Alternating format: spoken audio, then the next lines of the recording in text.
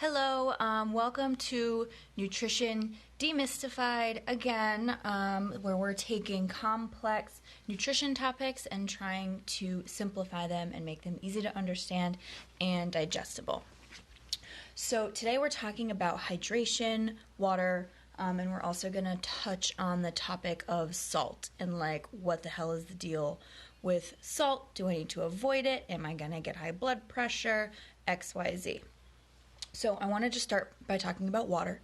So water is an essential thing we all need every day. We know that. We know that if we don't drink it, we die, right? Yet still, it's the most common nutritional deficiency in the whole American population. So this is why I want to talk about it. So the human body can really only recycles about 8% of its water. So that means 92% of the water we need, we have to intake through food or drinking water, which is why it's important. And it does a million things in the body. It regulates temperature, pH, lubricates tissues, is necessary for digestion, keeps us cool, lubricates joints, XYZ. It's important, we know that, so we need to drink it. So what do I do? What do I drink? And the baseline I usually like to get people to is if you take your body weight and divide it in half to drink that many ounces of water per day. So if you weigh 150 pounds, that means 75 ounces of water per day is what you should be shooting for.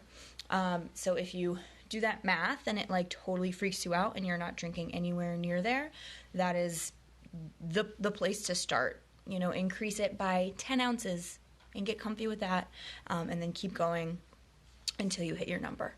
The other thing when it comes to hydration that's really important, that is very commonly overlooked, is electrolyte balance. So I also commonly see clients who are like, you know, I drink my water. I go to the bathroom all the time. My urine is clear, so I'm super hydrated. And I want to quickly dispel that myth. So clear urine is not the goal. If we have clear urine, it means that the water we're drinking is just running straight through us and out. It's not being absorbed. It's not being utilized for all of the things in the body that the body needs it for. And in order for water to be absorbed, we need the electrolyte minerals. So the main electrolyte minerals are going to be calcium, magnesium, potassium, chloride, and sodium. So I want to talk about salt for a second.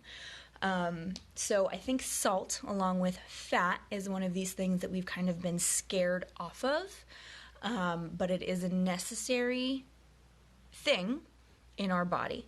But here's the catch. Typical table salt, the sodium you're finding in processed packaged foods, is salt that's been really stripped of its mineral content. It's pure sodium. And what we need is all of those minerals I mentioned to be in balance in the body. So if I'm just intaking sodium, and it's not in balance with potassium and chloride and the others, that's when we start to see these problems of too much salt, right? So the solution is not necessarily to avoid salt, but to intake better quality salt.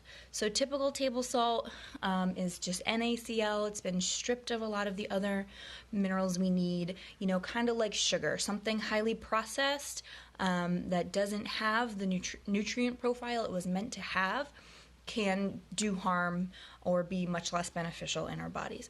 But a good high quality mineral sea salt, so I like to use this one.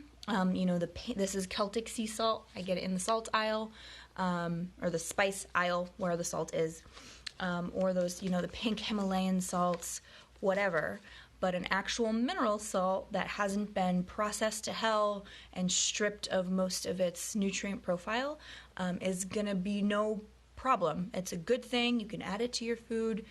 You can intake it and not have to worry about all this stress around salt.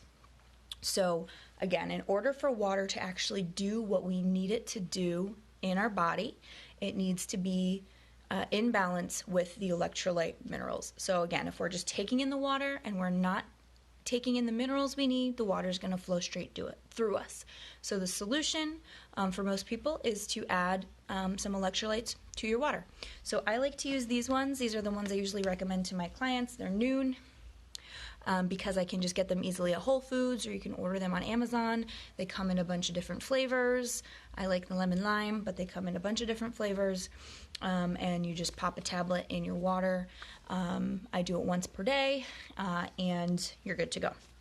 So indicators that you probably need those electrolytes, again, are if you're just urine is clear all the time, you're drinking all the water, and it's just running straight through you. If you're very highly active, you're losing water and electrolytes in your sweat, and we still need to replenish those, not just the water. We need to also replenish the electrolytes that we lost during our workout. So if you're really active, even if you're not, you still sweat. It's one of the main ways we lose water and electrolytes, so they're a good thing to add in. If you're experiencing symptoms like fatigue, crankiness, digestive distress, lots of things, dry skin, right, are indicative of dehydration.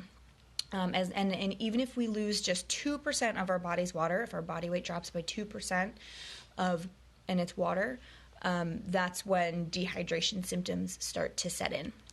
So drink your water. So like I said, take your body weight, divide it in half, and that's how many ounces you should be shooting for to start with. Add your electrolytes once a day to help. I like to do it first thing in the morning when my body is the most dehydrated because I was just asleep and didn't intake any water for several hours. You can also throw some of the sea salt in your water, which I know sounds kind of crazy, but I actually think it tastes delicious. And I'll usually do that on the days, especially days I move a lot or sweat a lot. In addition to the Noon, I'll throw some sea salt in my water. So that's good. And then when we think about other things we drink, so I know coffee is kind of a contentious one. Does it dehydrate us? Does it not? That's something that, research is still coming in on. The main takeaway is if we're drinking coffee in place of water and not drinking water, then yes, we're going to get dehydrated. It may not be that the coffee itself is dehydrating us, but us not drinking water is dehydrating us. So once you're comfortable with getting half your body weight in water, then we want to account for the coffee, alcohol, some teas, any other, drinks. I think most of people tuning into this probably aren't chugging a bunch of sodas every day, but if so, then that's something we need to account for. So for every ounce of a diuretic beverage like that we drink, we need another 1.5 ounces of water. So if I have my 8-ounce coffee in the morning, then I'm going to add in 12 ounces to my water intake. Okay, and then you can see how things start to kind of get up there really quickly. So just be mindful of what you're drinking. Again, just start by shooting for that half your body weight and adding in some electrolytes, and that's going to make a big, big difference. But thank you so much. This is going to be in the story for 24 hours like usual, and then posted later this week.